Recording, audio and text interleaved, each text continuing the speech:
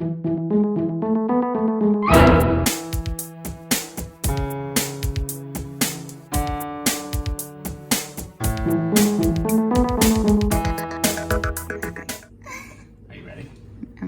you're recording.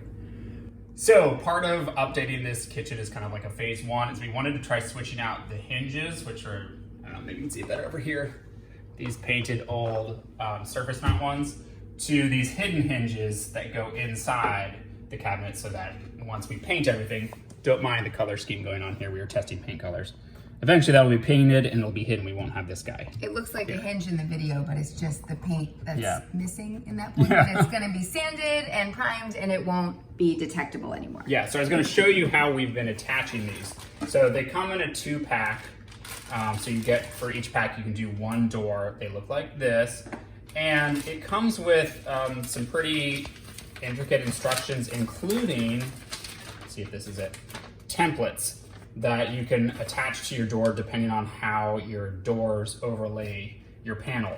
I was using these and then I realized there was a much simpler way, and so I'm going to show you that simpler way if you have a situation like ours where you're replacing existing hinges. I think these work well if you're like doing new cabinets and you have to like be precise about the position, but if you already have hinges, watch this. So what I've been doing is, with the old hinge still attached, I've already done this one obviously, so I'm going to show you up here.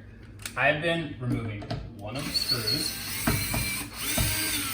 because, at least in our case, this screw hole lines up with one of the screw holes on here. So I'm temporarily attaching this because it's going to make my job a lot easier in determining where my new holes have to go. So I know this looks weird, but I'm just attaching the new hinge over the old one. Let's get it straight there. So now that I've got that up there, I'm switching my screw to a drill bit so I can make some pilot holes in the wood. And with the door held at like pretty much an exact right angle, you can see now this is lining up on, you see that? Mm-hmm. I mean, ideally we would have a thicker door panel, or I could put a piece of wood back there so it would actually like sit in all 4 holes, but we're just gonna use 2. Well, we tested this on one cabinet. And it worked just fine. So I've drilled these 2 pilot holes here for these 2. And so now that I've got those in, I'm gonna remove the old hinge. So let me take out this screw so I can get rid of the new one. And then take out these here.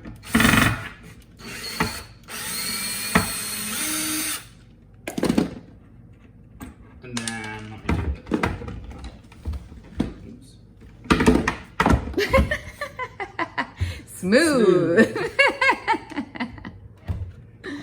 And I'll get out here. I'll say I already, looks like I switched my drill bit. I've already loosened these because they were so painted over and rusted that it took some chipping away at the paint, as you can see, to get them to come out.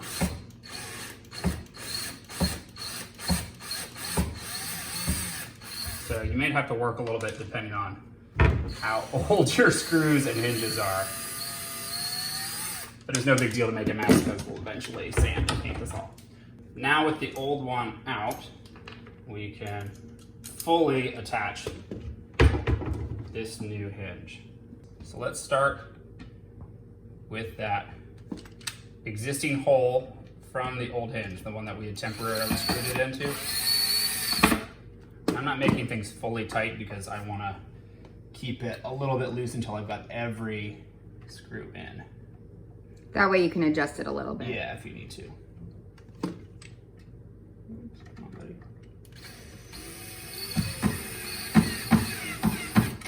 Okay, so I've got these 2 in on the door frame that I made the pilot holes for, and this was my original hole from the old hinge.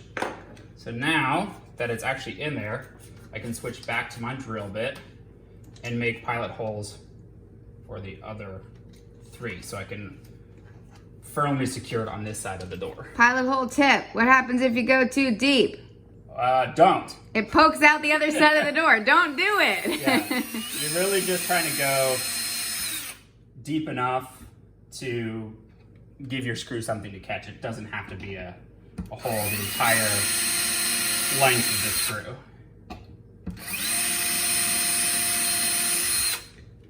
So now we've got all of our pilot holes made. And we can just put in the rest of the screws.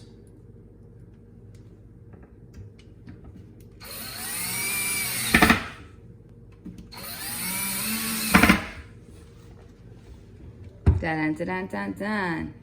Now she's seamless, and I'll show you guys. We already did these 3. You can see we have some paint touch-ups and hole filling to do, but they're all hidden hinges now.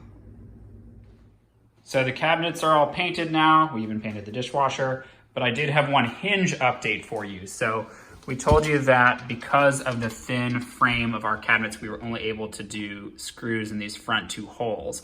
But we actually, over time, found that this wasn't working, so we had to add an additional screw on one of these back holes. It's actually one of the screws like this, and we just put it in through at an angle so it still goes back and into this frame. And what we found it did was it helped keep this side of the hinge flat. Otherwise, it was starting to pull forward, which meant that our door wasn't closing all the way because the hinge itself was kind of rocking back and forth. So I just wanted to show you that if you have the same problem, you may need to find a long screw to go back into your cabinet frame. We didn't end up having to add a block, which saved us some time, but this extra screw was a big help.